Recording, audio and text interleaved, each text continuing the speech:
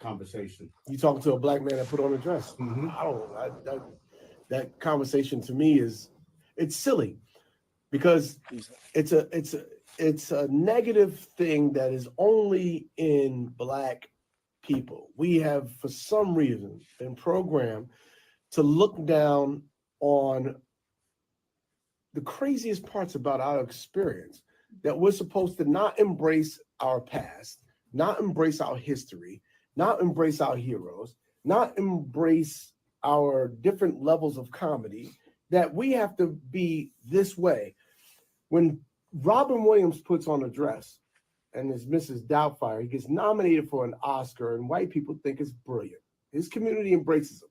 When Dustin Hoffman puts on a dress in Tootsie and he wins an Oscar, he's labeled brilliant. When black people put on dresses, all of a sudden we're labeled by our own.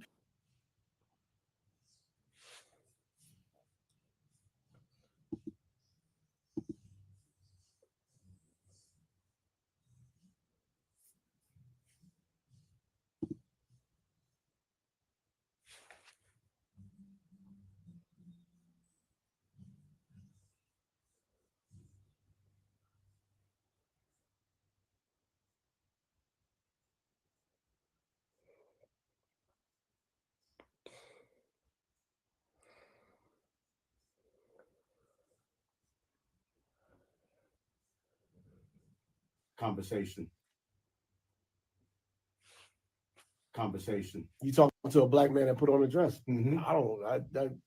That conversation to me it's silly because it's a negative thing that is only in black people. We have, for some reason, been programmed to look down on the craziest parts about our experience, that we're supposed to not embrace our past, not embrace our history, not embrace our heroes, not embrace our different levels of comedy, that we have to be this way.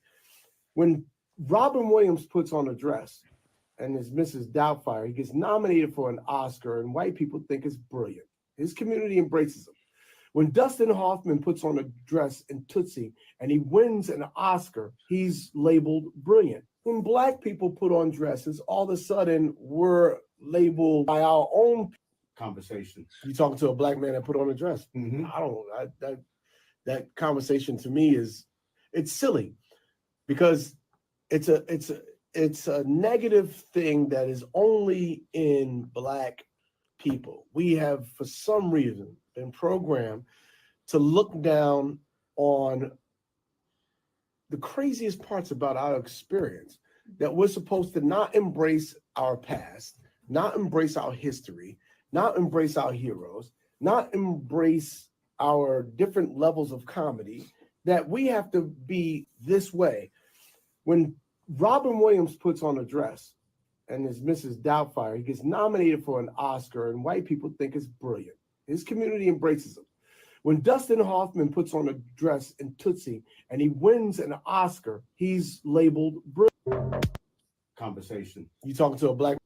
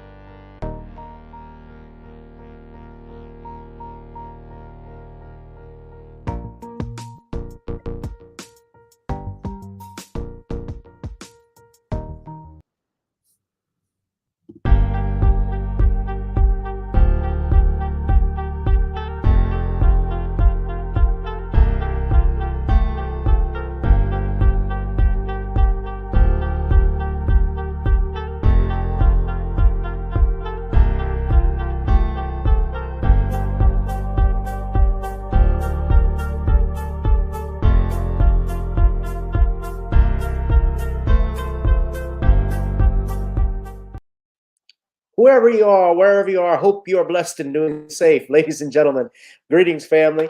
Of course, I'm tuning in. You see me without the glasses off today. But if you're looking for some opportunities, particular advertisement opportunities, then look no further at the link at the bottom to my email address. You can hit me up for advertisement opportunities. We are supporting and promoting your businesses here on this channel. You can also, if you would like to donate and subscribe to our Patreon, a link is at the bottom as well. So you have multiple ways in which you can advertise with the platform by emailing me when we go on do our live stream. You also have access to premium content, those that want to see premium content that you will not find here on YouTube or Facebook or Twitter, as I am suspended probably by now. You guys can check out the Patreon at link at the bottom. But advertisement opportunities, definitely email me, gavin.grich1@gmail.com for rates. And for the Patreon, it is the same as the YouTube channel. It is channel gboot2786. All right, I'll holla. Peace.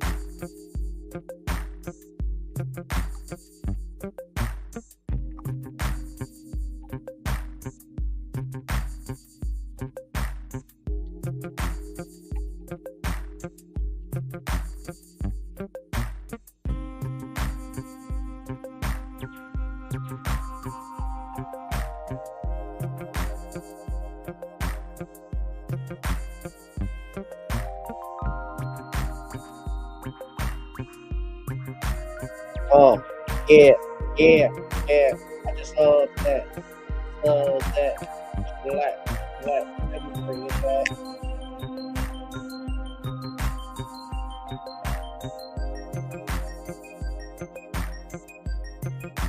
Heartbeat. That's the heartbeat.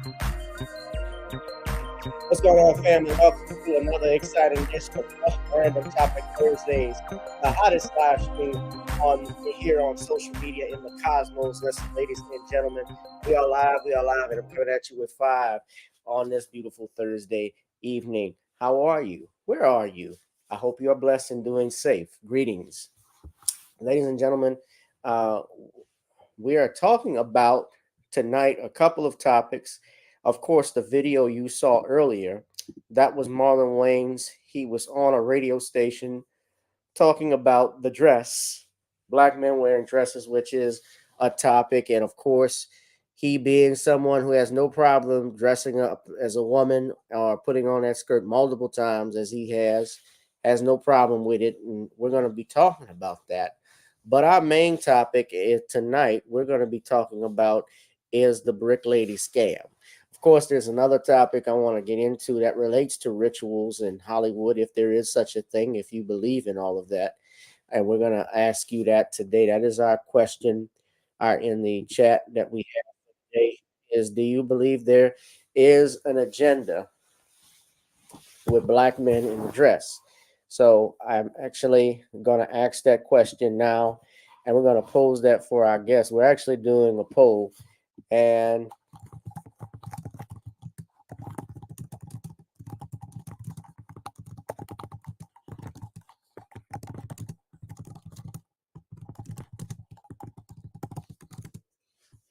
I just hit that poll.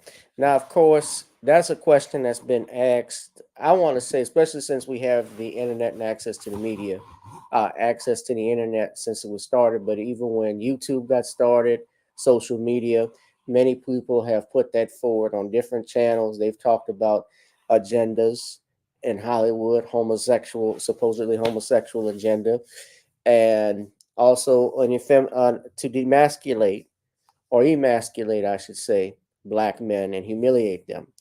And joining me right now is a brother who needs no introduction. He's back. We are happy to have him. He's recovering from illness. Brother Sean James. Sean is the author of The Man Crisis, as well as he has a YouTube channel over 15,000 people. Sean James also wrote The Woman Crisis, which is available on Amazon. Good evening, Sean. Good evening, Gavin. How are you? I'm doing fine. How are you is the question. I'm all right now. All right. If you want to do a plug-in right now, you can do so. All right. The SJS Direct 2024 catalog kicks off on March 22nd. And there you can pick up the first book of the SJS Direct 2024 catalog, John Haynes Illuminati, in paperback and Kindle format. And if you want a digital version, you can pre-order your copy right now on Amazon.com and other digital booksellers like Google Play, Smashwords, and Barnes & Noble. Cool. Sean, I want to ask you a question. I tell you what, we're going to talk about Brick Lady in a second, but I guess it's fine to start off with this. You just saw the clip earlier about Marlon Wayans.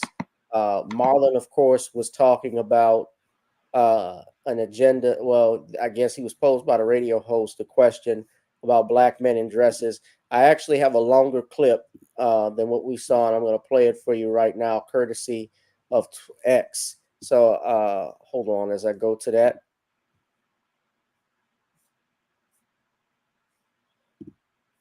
Oh. Conversation. You talking to a black man that put on a dress? I don't know. That conversation to me it's silly because it's a negative thing that is only in black people. We have, for some reason, been programmed to look down on the craziest parts about our experience, that we're supposed to not embrace our past, not embrace our history, not embrace our heroes, not embrace our different levels of comedy, that we have to be this way. When Robin Williams puts on a dress and is Mrs. Doubtfire, he gets nominated for an Oscar, and white people think it's brilliant. His community embraces him. When Dustin Hoffman puts on a dress in Tootsie and he wins an Oscar, he's labeled brilliant. When black people put on dresses, all of a sudden we're labeled by our own people like something negative. And I'm like, we did White Chicks. That's a classic movie. Mm-hmm. It's a classic. I don't care what nobody says. It's a classic. Everyone says it's a classic. That whole thing about, you put on a dress and you selling out, that is not an artist's mindset. When you're an artist, you go out and you create art. So Marlon says when you're an artist, you go out and create art. So he's saying dressing like a female is art. Now, something I didn't like that he said is like he's basically singled out black people, saying that we are the only people that are programmed where we don't embrace our past. What past are we talking about?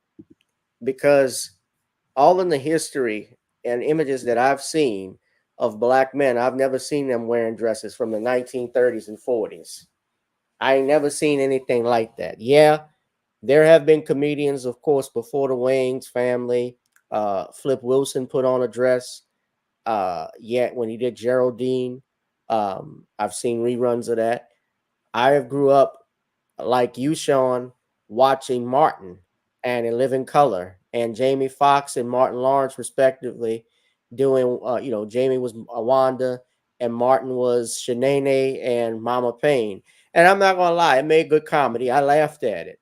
When you factor in, though, and of course, there's been a bunch of others, Eddie Murphy when he did the Clumps and so forth. And yeah, I enjoyed all of it. They were great at what they did. How that being said, though, I was a kid, like most people and young, until I didn't wake up in the real world. So in a comedic, and I saw White Chicks and I laughed at it. It was a funny movie. Although it was really even though it was a movie about women, it was also a movie on play on race, White Chicks. So I wanted to ask you, Sean, first off, do you think there is such thing as an agenda to emasculate black men in a dress? And do you think Marlon was correct in saying how black people have been programmed into thinking negatively about this? Oh, I believe that there is agenda to emasculate black men. And I wrote about this way back in about 2010 or 2011 in an article I did on onyxlink.com called Black Men in Dresses, Entertainment or Emasculation. And I also have it on my blog. If you guys want to check that out, you can head it over there and check it out. But I have seen this whole agenda for several years, and I say it's going on for the last 35 to about 40 years of them creating these images of black men in dresses. And this is done deliberately because what they want to do is emasculate the black man, strip him of his manhood and his masculinity, strip him of his dignity and his self-respect, and then tell us it's all a joke. It's all part of white supremacy's passive-aggressive narrative to make the black man appear to be less than, and then just say it's a joke, when in actuality it's just a disrespect directed at the black man. And this is done as a partially as a humiliation ritual by those in Hollywood. And notice how every black man who acts effeminate or puts on a dress, this is the only way he can get a push in Hollywood towards becoming a star. I mean, I find it interesting that every man like Marlon Wayans, he cannot keep his manhood and masculinity the way a guy like a George Clooney or any of the other actors like Tom Hanks can. I mean, they can't remain a man. No, they get their dignity stripped away from them. And he's sitting there saying, oh, there's something against this. And he doesn't really have a clue to what's going on as related to white supremacy. Now, this bootlick Marlon Wayans, what he wants to do is go out here and try to run interference for the white supremacists in Hollywood who get a jolly from seeing black men being humiliated and emasculated, because he wants to continue getting work from those white Hollywood paymasters. And he wants to talk about how Dustin Hoffman and Robin Williams got Oscars. Well, Dustin Hoffman and Robin Williams basically have white privilege. And because they have white privilege, both of those men, when they put on that dress, are still seen as men, and their masculinity isn't questioned. But when it comes to black men, when we put on a dress, it's done, again, deliberately as a humiliation ritual. And he wants to defend this as comedy. But I know when it comes to white supremacy, this isn't a joke, because why am I seeing a disproportionate number of black men being put in dresses, whereas the only guys who I've seen as white guys are your Dustin Hoffman, your Robin Williams, and recently your Adam Sandler. You don't see that many white guys putting on these dresses and being presented as feminine. but you see a whole bunch of black men being presented like this. And with so many black men being presented like this, you gotta realize that there is an anti-black agenda and an agenda to minimize black manhood and black masculinity, because what white supremacy wants you to see is white manhood and white masculinity as the ideal.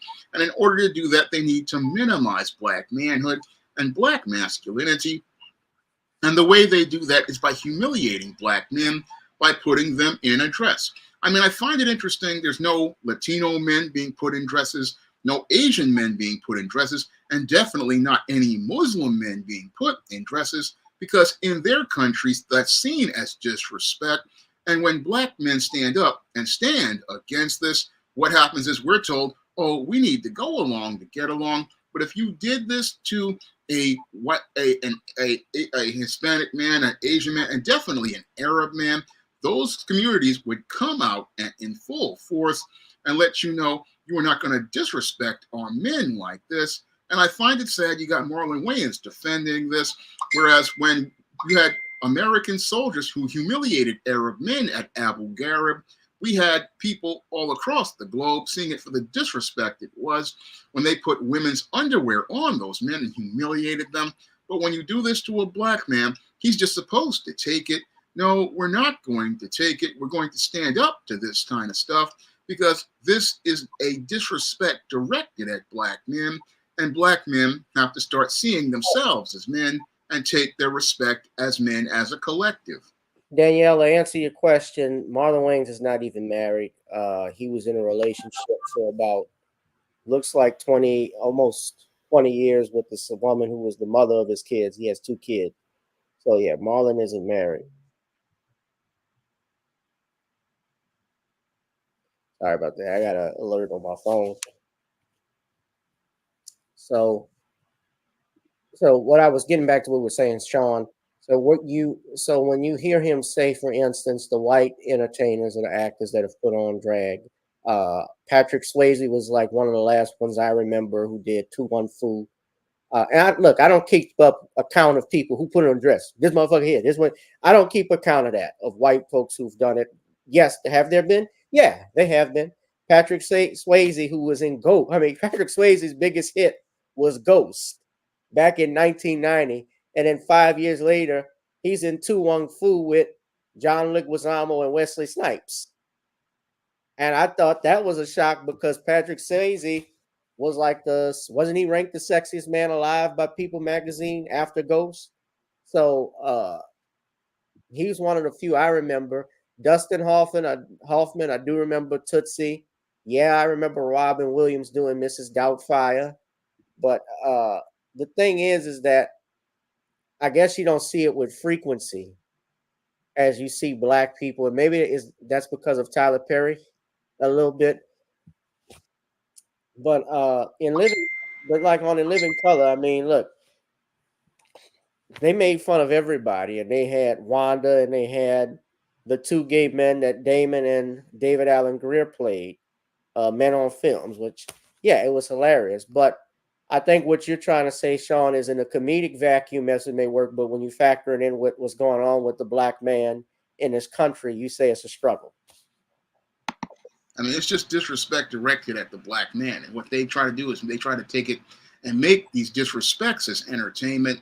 And then we got to take our respect, because, yeah, you want to get a laugh, but what you're trying to get a laugh at ain't funny regarding black men. Yeah, my man Dwan B, that's him there. He was talking about it, and people were going in on Marlon Wayans. But yeah, the Wayans have always done. Look, Marlon Wayans, I can tell you this much. His movies, if you look at it, from Scary Movie to Haunted House to his stuff on Netflix, he's always been portrayed, especially in the Haunted House movie, he's always been portrayed bending over. If you dig my meaning, especially in that Haunted House movie. Did you see that? I haven't seen any of those. He's always had, like gay references in his films. Well, that's what Hollywood does. They try to feminize black men, try to put you in an effeminate role or an alphabet role, because they want to strip you of your manhood. This was a clip from the movie Foolish. Now, Eddie Griffin is one of my favorite comedians of all time, but he even talked about wearing a dress in his old clip. So I want y'all to look at this. This is from the movie Foolish from 1999. So watch this clip. Man, Paramount wanted Foolish Ways. Yeah, in a motherfucking dress. They were ready to sign you on the dotted line, but you just couldn't play ball. Whatever happened to integrity, man, huh? How many brothers got to wear a motherfucking dress? Everybody on TV got on a goddamn dress. Shanae, Shanana, Shanuki. What I'm gonna be, Shanika? It ain't happening. You know what the problem is?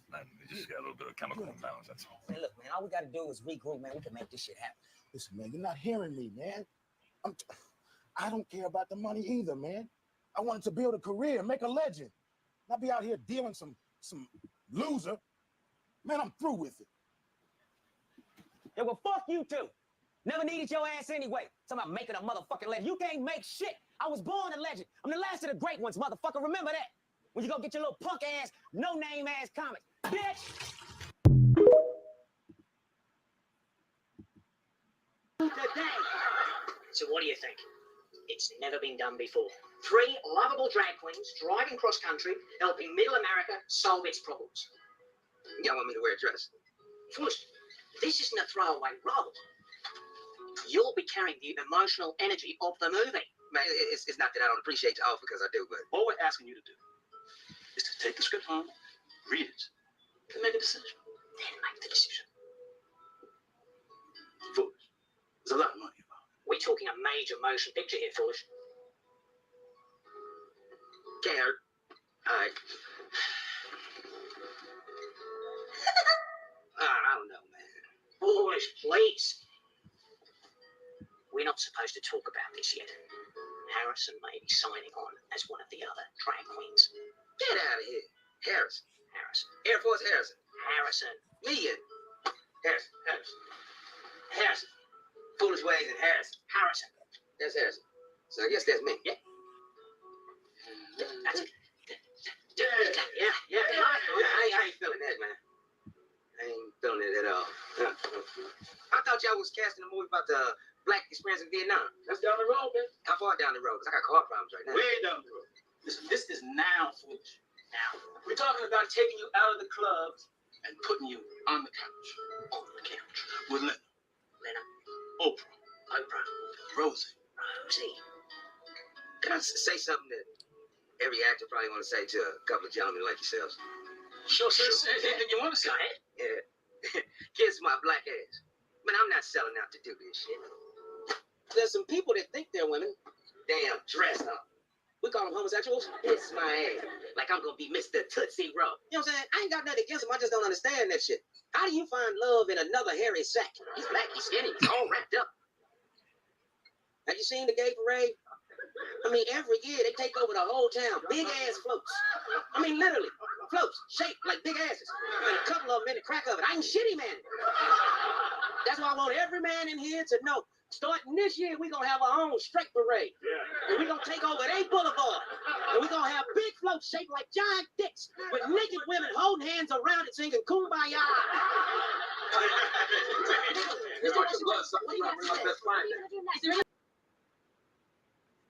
Interesting enough, that film actually outdid Star Wars: The Phantom Menace back in the 90s. I don't know if you remember that. They actually beat them for like a week.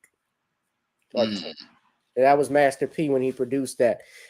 Adolf said there can't be an agenda if you put the dress on yourself. No one is coercing anyone. Have you ever heard of the power of persuasion? Especially if you are a young, up-and-coming actor or comedian, that is very powerful. People can make movies, but here's the thing. Yeah, that's true. Are you going to support them? Are you going to give them money to make their own films? Are we going to do like we did? Are we going to keep doing like we're doing? Or are we going to give money and support the next Oscar Micheaux or Melvin Van Peebles? So, yeah. Movies today do suck. That's right. I'll say this: movies today don't have the integrity, or I think especially from the writing standpoint, I think that they lack the vision and clout that many screenwriters, great screenwriters had. I mean, even Spike Lee's movies, I look back at them in retrospect. I was like, this is what we had. Some stuff he did like in the 80s and 90s, I enjoy, but he hasn't been the same as of late, you know? Because he sold out. So, Sean, you certainly think there is an agenda. You've talked about thing. Look, I even watched interviews with other comedians. I mean, look, if you look at Katt Williams' interview with Shay Shay, he said himself he was offered a movie with Martin Lawrence, and Martin Lawrence wanted to put him in a dress. And He has an agenda. Yeah, Katt Williams said absolutely not.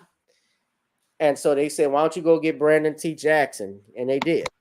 Now, something else that happened with Katt Williams, but that was you remember that movie Foolish? Eddie Griffin was talking about that stuff from the beginning. Do you remember that, Sean? Yeah. Yeah. So,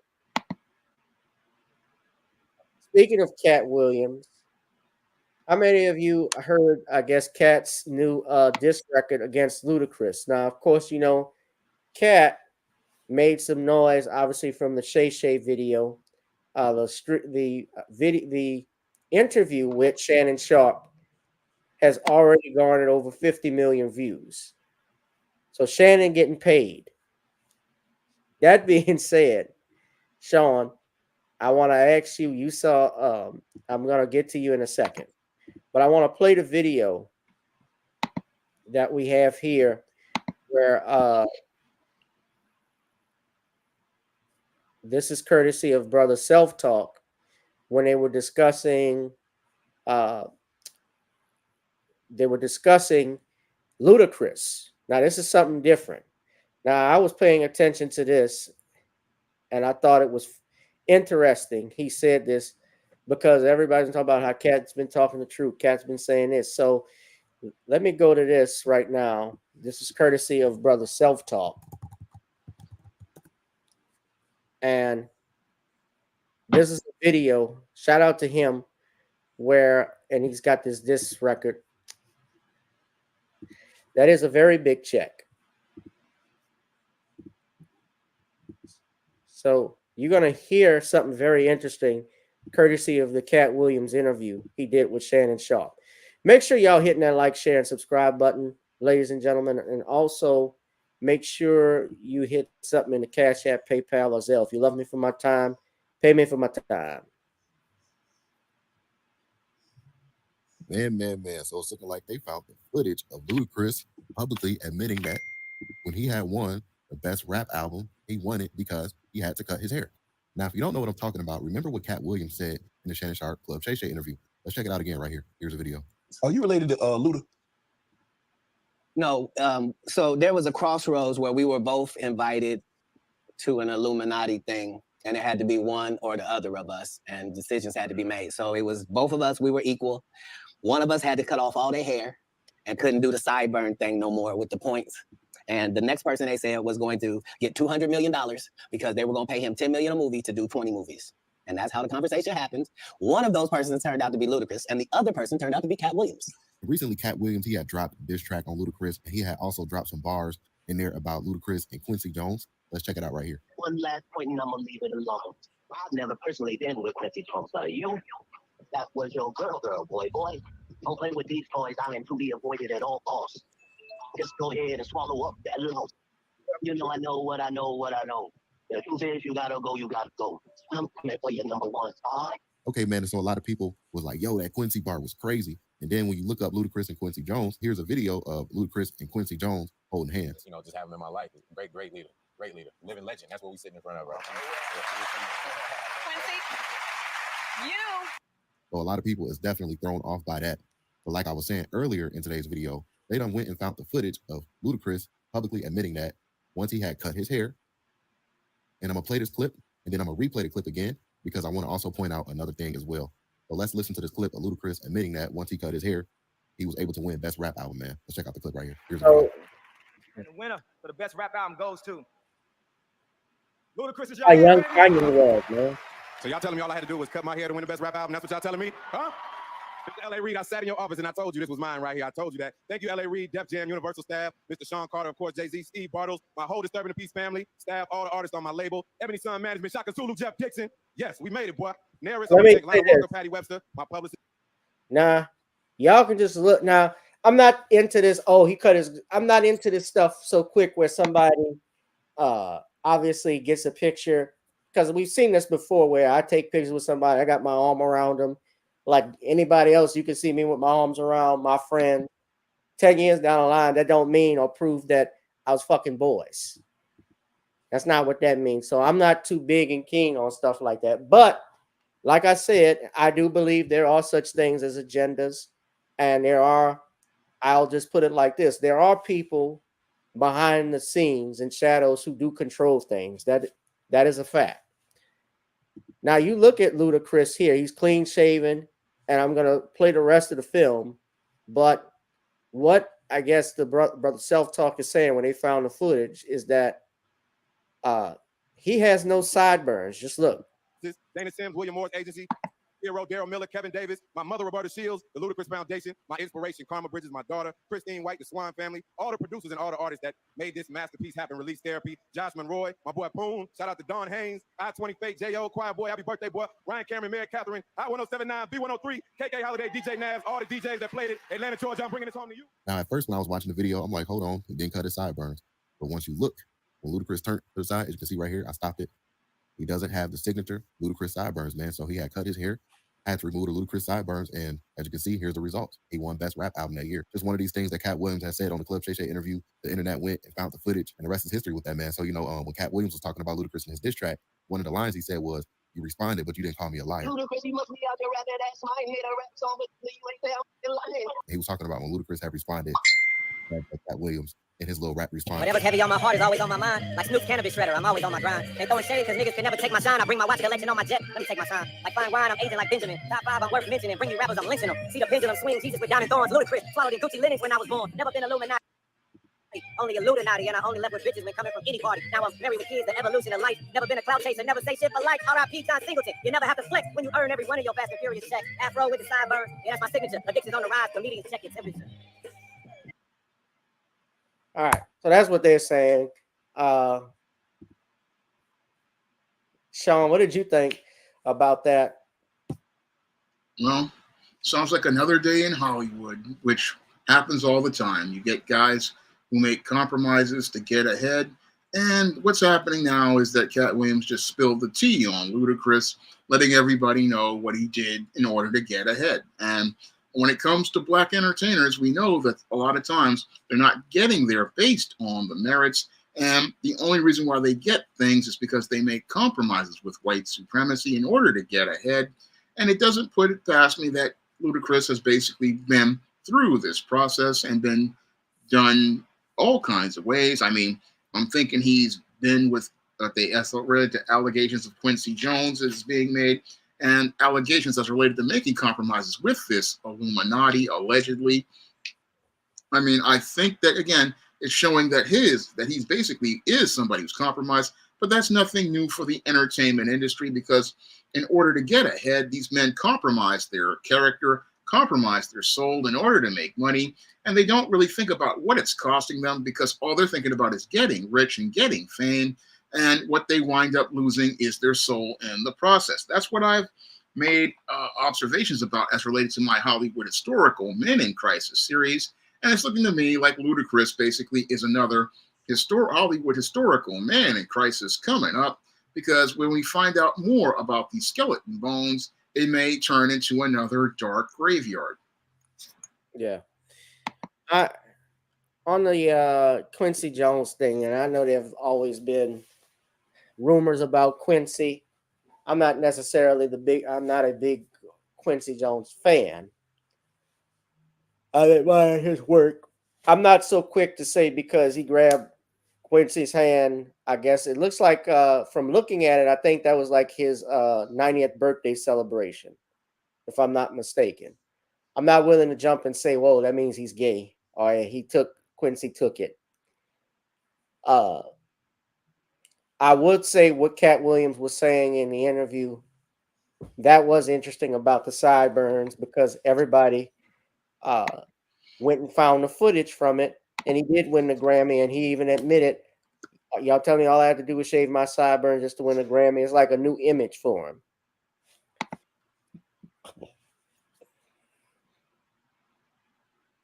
But you definitely, so you think Luda is compromised? Yeah, like most of Black Hollywood. So every black man, just curious, every black man in Hollywood you think is compromised?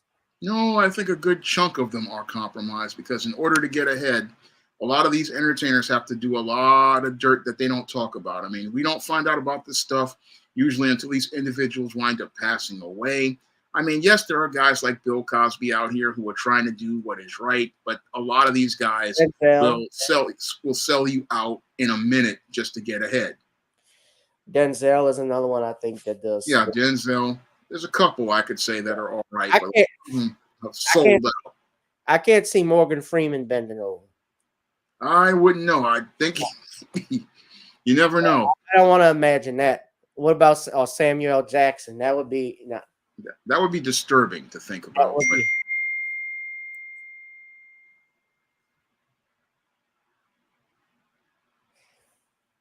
Okay. Well, let's hit that like, share, and subscribe button, ladies and gentlemen. We're going to talk about the main thing that I wanted to focus on. Hit that like, share, and subscribe button.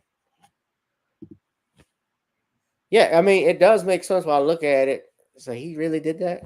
I don't know. And, you know, these award shows, they've had these award shows going on, the Emmys, the Grammys. I mean, and they're low rated. Actually, I think even the what was the Viewers' Choice Awards that they had a few weeks ago, where they had Joe Coy hosting, they said he flopped big time hosting it. A lot of people don't even watch these shows anymore.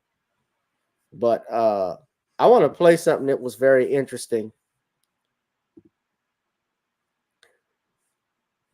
So, of course, white supremacist Charlie Kirk had to comment on, well, I'll say suspected white supremacist, but I mean, the man has said stuff that would make David Duke blush. So I wouldn't even say suspected, but I call him the man a racist. But here, Charlie Kirk said something very interesting. So this happened earlier today. Gerard Mayo is the new coach for the New England Patriots. And they, I guess, asked him a question about being a black head coach. I'm just going to play a clip. I do see color, because I believe if you don't see color, you can't see racism. And whatever happens, black, white, disabled person, I've always, even someone with disabilities, I always, you know, for the most part, people are like, you know, don't, you know, when they're young, they kind of make the spot hot. Younger people know what that means. But what I would say is, like, no, I want you to be able to go up to those people and really understand those people. So it goes back to whatever it is, black, white, yellow, it really doesn't matter, but it does matter, so we can try to fix a problem that we all know we have. I do see color, because I believe if you don't see color, you can't see racism. And whatever happens, black, white, disabled person, I've always, even someone with disabilities, I always, so you know, Charlie Kirk wrote this. He said, New England's Patriots had new head coach Gerard Mayo lets white NFL players know they should avoid playing for him. Actually, if you don't see color, you can't practice racism. He says, I don't think Coach Mayo is going to win 6 Super Bowls. You bitch.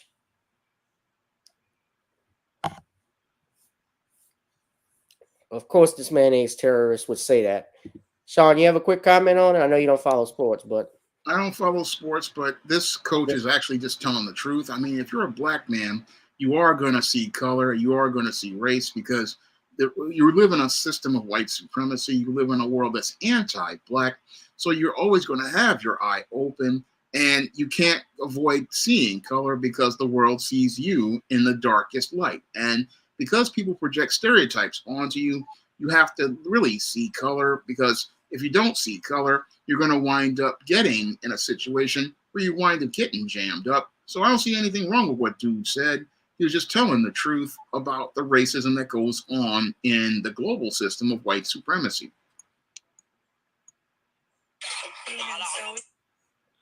Yeah, most definitely. Charlie Kirk is just a bitch, racist piece of shit. So, at any rate, hit that like, share, and subscribe button, ladies and gentlemen. So far on my poll, we have over 13 votes. 92% say there is an agenda, while 8% say no. Interesting. So, that's about what? 2 people out of 13 votes. Who doesn't believe there's an agenda? If you don't believe there's an agenda, one person commented, I think Ado, saying that there wasn't an agenda, but I beg to differ. Shout out to Derek. Shout out to Computer Robots. All right, we're going to go to our final topic, Sean. The main thing I want to talk about was Brick Lady, Roda Osman, has been charged with felony theft by deception. Now, many of you, if you saw the thumbnail, you all remember this image of this woman back in 2023. Her name was Roda Osman. She had okay, this is not the image. Let's see. This is the actual image. The woman at the center of a... So, this is her here. That's the video I'm going to play in a second. But she claimed, Brick Lady claimed that she was attacked outside of a club because she wouldn't get a man's number. And remember, she was blaming black men. That was the charge. She was blaming black men. Now, the attention she has craved for has apparently gotten her in trouble. So all across here, and this is all on Google, you can see people are talking about this. She has been charged with theft by deception in Houston, Texas. And according to prosecutors, this is not the first time she has run a scam like this, because she got over $42,000 on GoFundMe just to support her cause after she supposedly got hit with a brick. This is what she was claiming. So, a woman at the center of a viral video who claimed a man threw a brick at her head because she would not give him her phone number is now wanted by Houston police. This story got national attention after that woman live streamed what she claimed was the aftermath on Instagram and started a GoFundMe. Only KPRC2's Bryce Newberry is talking with the prosecutor on this case tonight. He joins us live near the Galleria with the latest. Bryce? Daniela, Houston police got called to this street in September, and when they arrived, the woman seen in that viral video told them that an Uber driver threw a brick at her head and then tried to kidnap her. But tonight, she has become the focus of this criminal investigation because Houston police say the surveillance footage captured by cameras on this street doesn't match her story. Yo, this man just hit me in my face with a brick, and all these black men just watched. This video with more than 1 million likes on the Shade Room's Instagram page captured the moments after what appeared to be a brutal attack in West Houston. Y'all gonna let a man hit me in my face? The woman is 33-year-old Roda Osman. What have I ever done to anybody in my life to deserve this? Seen here in tears in a hospital gown. She told the detective that responded that she was hit in the head with a brick after she refused to give her phone number to a guy on the street. And was that verified by any of the evidence that detectives looked at? No, that was not verified. Harris County prosecutor Keith Houston says surveillance videos from that early September morning show Osman hitting a man first. So she's the one she was the aggressor. She was the aggressor, yes. And it was a water bottle that hit her, not a brick? He did have a water bottle in his hand, and we think that's what left the mark. According to court documents, she asked someone else to launch this GoFundMe for her recovery, raising more than $42,000.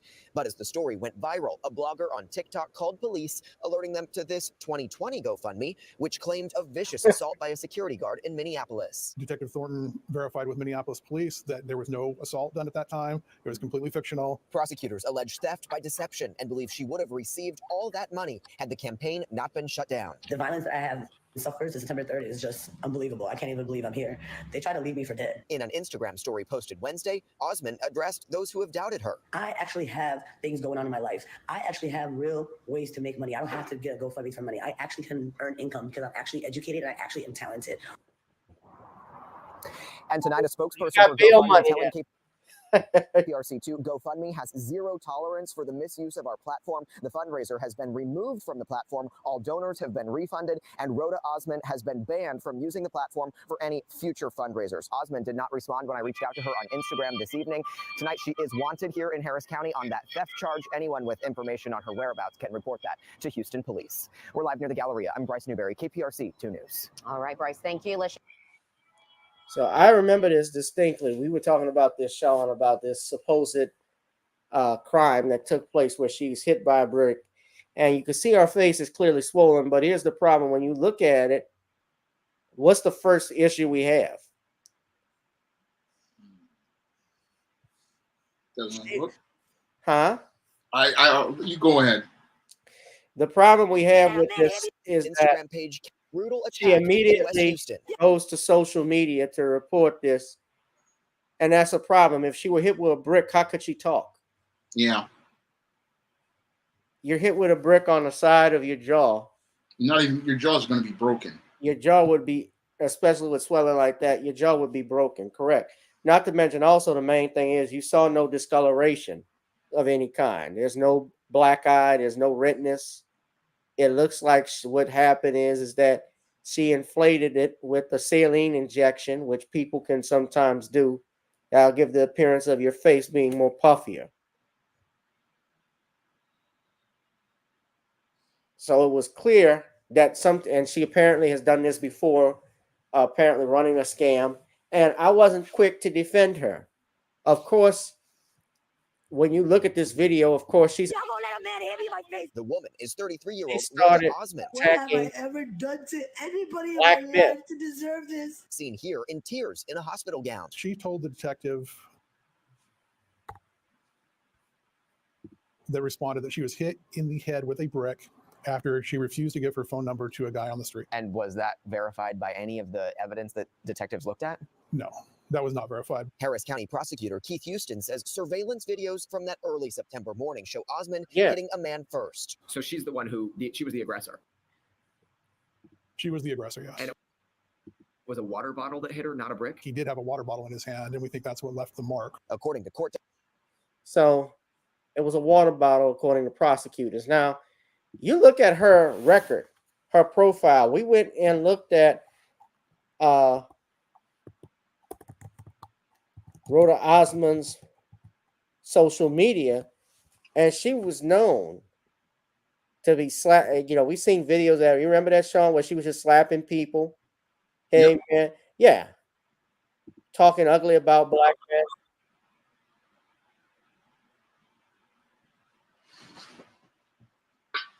Using black men as a narrative to make herself into a victim. Right. One, she tried to go come up. And she took a hate crime. She basically did what you.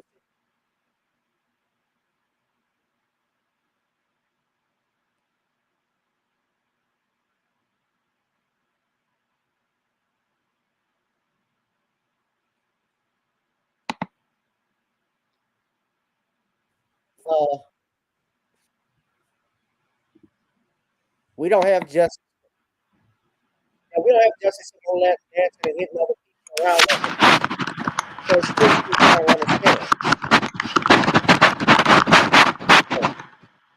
Whoa, Sean, what you got there? Well, Yike. Thought that was a dog sniffing. No. Okay.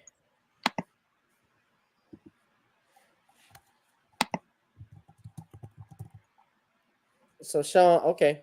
Well, Sean, I'm gonna let you speak. Obviously, what you think. I didn't believe this from the beginning, and I want you to, I guess, tell me what your thoughts are and what lessons can be learned from this.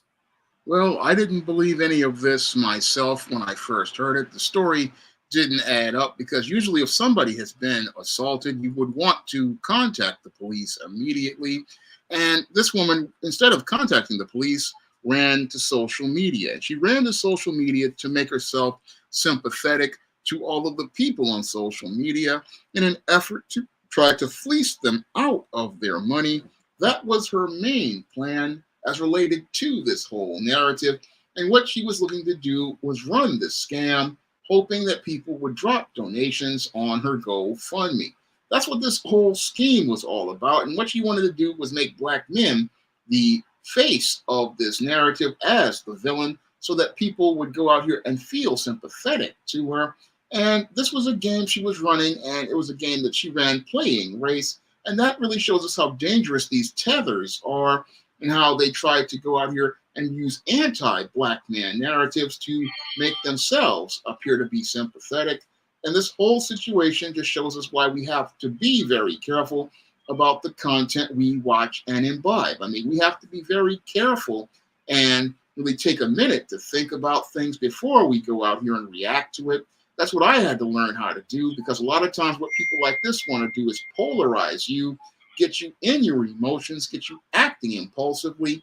And what that does is make it where you react to them and they get what they want and you get taken advantage of. And what this woman did as related to this case was she perpetrated a fraud on people in order to get these donations. And that is a crime, because what she's doing is committing a scam in and of itself.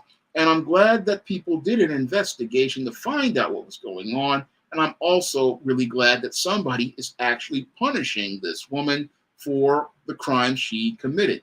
Now, this whole case may set a great legal precedent, and a great legal precedent because we've had a lot of these women out here running these hoaxes, whether it be the Cheesecake Factory woman, the Oyster woman, or these other women out here. And we need to send a message that they cannot go out here and run these kinds of hoaxes online and these kind of scams. No, these women need to know where the line is. And this case may set that legal precedent that lets women know that they cannot go out here making these kinds of videos looking to get attention for a viral video. No, if you're going to make a video, then you have to have legitimate claims for your video. You cannot go out here and make a video for the sake of getting attention. And that's the legal standard set as related to these women's behavior, because we've had these women for a minute getting out of pocket with this kind of, with making these scams and then going back and saying it's a skit.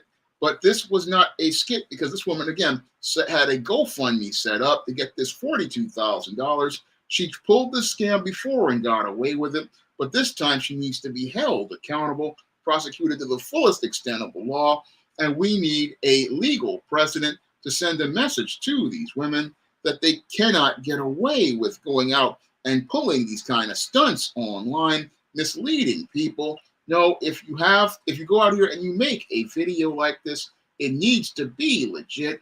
Otherwise, what's going to happen is you need to understand that there's a penalty for participating in these kind of stunts. And women need to know where this line is, because we've got too many women pulling this stuff, making people believe that, oh, this is real when it first comes out, but when they get the backlash, all of a sudden it's something different. And we need to hold these women accountable for their actions, because these women are just out of control. And this woman was just completely unethical and completely out of control with this whole hoax that she ran, this scam that she ran. She was running this to make a fast dollar, but people looked into it. And that's what we need to do whenever you see one of these viral videos. Do the research, look into it, find out what's going on. And then after you find out what's going on, see if this is legit, because there are too many people out here running game. And it's time for us to make sure that that game is completely over as related to these scams. Yeah, I do have an update for you all, ladies and gentlemen. This is courtesy of the African Diaspora Twitter page, or X page, I should say. According to the reports, Roda Osman had agreed to turn herself into police to Houston police at 3:45 p.m. today, January 18, 2024. She did not show up, so law enforcement are now searching for her. Her passport has been suspended, and she cannot go back to her homeland. So that's the latest update we have on it. So she's out on the lam. She's a fugitive.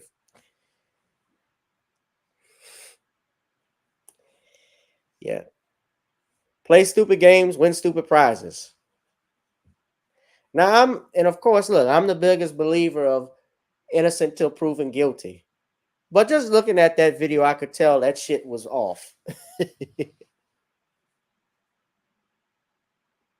That whole thing was off. So she, I can't say I feel sorry for her. I don't. She brought this on herself. Now, we're going to wrap this up in a second. Sean, I do have one last question I want to point out to you. Vivek Ramaswamy, I want to ask you about the Iowa caucuses, too, that wrapped up this past week. Donald Trump won by a landslide. Vivek Ramaswamy backed out of it. Then, according to reports, the Obamas have even said how they're scared if Donald Trump gets reelected. So is Kamala Harris has even said she's afraid. There's even a rumor I saw online that they're saying Michelle Obama could supposedly take Joe Biden's place for 2024. What do you think of what's going to happen? Just curious. Well, this whole election is something many of these leftists didn't expect, but I could possibly see it happen the way it is, because many Americans feel that Joe Biden and the Blue Party are completely disconnected from people and not really listening to them, because we look at New York with the migrant crisis. They're in their own world, not listening to the people, and people are dealing with inflation. They're dealing with an unstable job market, lots of layoffs. But we have Joe Biden, and he's looking to give migrants free stuff instead of taking care of we the people. And what's happening here is that everybody's upset that, oh, Donald Trump had a landslide. Well, Donald Trump is getting support because he's actually, in some ways, listening to the people. And his presidency, basically, it was a lot better than Joe Biden's, even though people wanted to make it look like a circus. The quality of life in America was much better until the entire COVID pandemic. And the entire quality of life, the country was much more stable than it is right now. And the focus was on Americans first, and Americans were seeing the benefits of being put first. So while you have the Blue Party, they're sitting there in chaos, and you even have the Red Party in chaos, because guys like Vivek Ramaswamy, I mean, he's a racist and a white supremacist, and he wound up not winning, because why would they want to deal with an Indian knockoff of Donald Trump when they want the real thing? That's what's really messed up Ron DeSantis as well. And Nikki Haley, the Red Party is still trying to push her, but the whole thing is Donald Trump's momentum has not been broken. And it's not been broken because he is basically coming out as the rebel. And that rebel is something that is a part of the American spirit. American people like the rebel that goes against the grain. And the established blue and red parties are not really understanding the power of the rebel. They don't understand when you're dealing with a bad boy. The whole thing is he becomes more attractive the more you attack him. And when you attack him, what happens is you don't present your points to show what you have to offer. And that's what's messed up both the red and the blue party. Telling me how bad Trump is not going to make people not vote for Donald Trump, because it's not an argument. And the whole thing with Obama trying to scare people and saying, oh, I don't know what's going to happen to the country. Well, we have a Congress in this country. I mean, we had a red Congress and we had a red Supreme Court and the whole Trump first presidency, and we didn't see any chaos. And again, we have a government that I thought would take care of things. Now you have them talking in rumors. I've heard this for about a year about Michelle Obama running, and that would basically tank the Blue Party, because when it comes to a woman president, it's not going to work, because one, you're not going to get the white women because they're already solid behind Trump. And two, you're not going to get the black women because black women get jealous of another black woman. So this whole thing the Blue Party is trying to do is trying to get people scared, trying to create chaos, but it's not really working because people want people to be heard. I mean, most Americans are living paycheck to paycheck after the pandemic. Many had to lose their jobs due to the jab mandates imposed by the Blue Party and supported by Joe Biden and politicians like Eric Adams here in New York. Many people are not seeing that support from their politicians, who are more interested in taking care of migrants than taking care of we the people. And because people aren't seeing the tangibles given to them, they're not really listening to anyone but Donald Trump, because nobody's looking to offer them an alternative. And sadly, you still have these people who are completely tone deaf and disconnected, and they can't see that they are their own worst enemy. And they've been their own worst enemy because they're so caught up in their feelings about Donald Trump that they can't see how they're alienating we the people. Most definitely, yeah. Oh, Michelle Obama says she's terrified of a potential outcome of the potential outcome of 2024. So is Barack Obama. You know what? They should be, because they created this mess. Well, they created this mess, and I think if they had been much stronger candidates, had they stood, especially in giving tangibles to the Black community, and guess instead of this symbolism, like when he was running when Hillary Clinton was running in 2016, and he said it would be an insult to my legacy if you all didn't vote for Hillary. Yeah. And if they're so scared, then how about offering up those reparations? I mean, if you're so scared, where's our tangibles? Where's our reparations? How about you make some offers? I don't think that they're scared at all. I mean, they sound like a bunch of guys just trying to BS their way into getting people to vote for them. But if you were really scared, I'm more afraid of the Kamala presidency. Yeah. Something happens to Joe Biden, that's who your president's going to be. An incompetent. Yeah. All right. So yeah, Ramaswamy, he's out. He had as much chance as Calvin Coolidge and Herbert Hoover.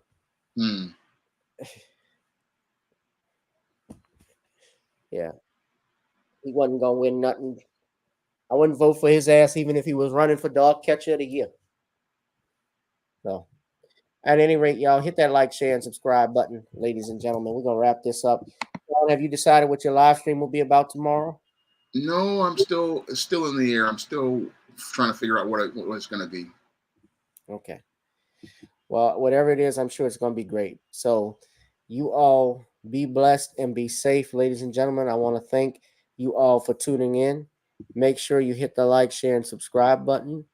Also, if you have not, hit that notification bell so when we go live, you know that we're live. And Sean, if you don't mind staying on afterwards, I'm about to end this. If you love me for my time, pay me for my time. As you know, YouTube has demonetized this channel. We've been dealing with a lot of things with YouTube lately. So if you would like to contribute, you can. All right. Be one, be safe, and be blessed, ladies and gentlemen. Make sure you get the John Haynes series, The Man with Nothing to Lose.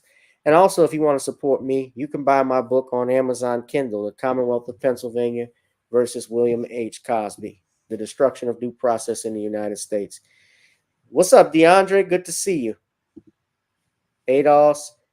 All right. Peace, family. Be one, be safe, and be blessed. I'll holler. This was a short live stream, too. It wasn't 2 hours. I was keeping it at 1. Be one, be safe, and be blessed, guys. Peace.